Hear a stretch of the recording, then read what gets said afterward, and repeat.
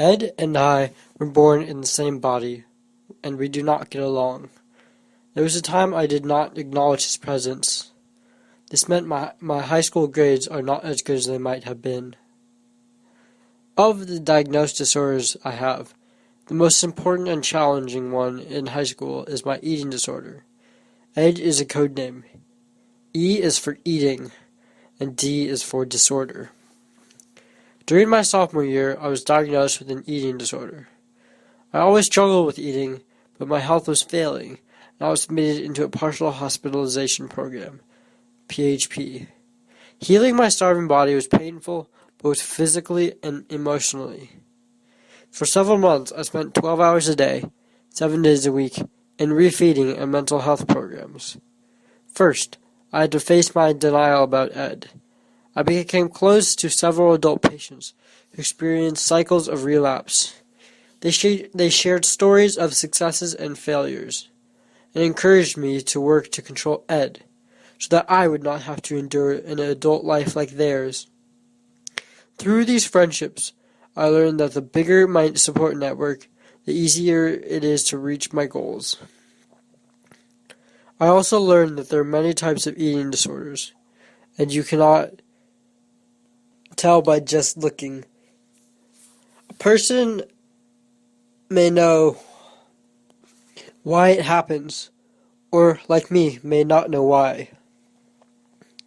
This made me more accepting of my own and others' unique situations. Their stories reinforced that cutting corners does not work. As I worked on my own recovery, this became obvious. Ed was ruthless, and so I had to be too. From PHP, I transitioned to an intensive outpatient program, IOP.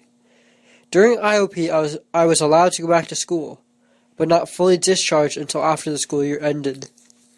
During PHP and IOP, I managed to maintain only 2 classes, math and science. Summer went well, and at the beginning of my junior year, I thought I had beaten Ed. I made up 2 of the dropped classes. However, I was losing weight again, and it became clear I was having another relapse. Before the end of the first semester, I was readmitted to PHP.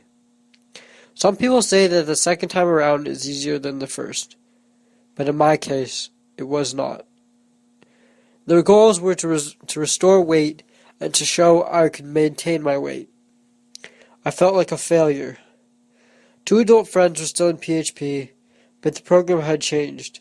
The adolescent patients like me were no longer allowed to interact with adult patients. I felt isolated and frustrated. Staff pushed me harder than before, and I was often angry with them and with myself.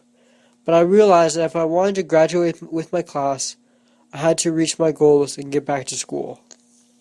I built a new support group and pushed myself beyond what I thought I could do. For both me and my family, it was a roller coaster of days of doing well and days of not so well. But I pushed through the hard days and was back at school after 2 months. It's been almost a year, and I have maintained my weight. But Ed is still here.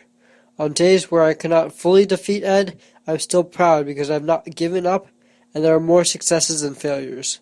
I've learned to always be positive, no matter what, to believe in my abilities, and now it feels good to reach out to others for support. Thank you.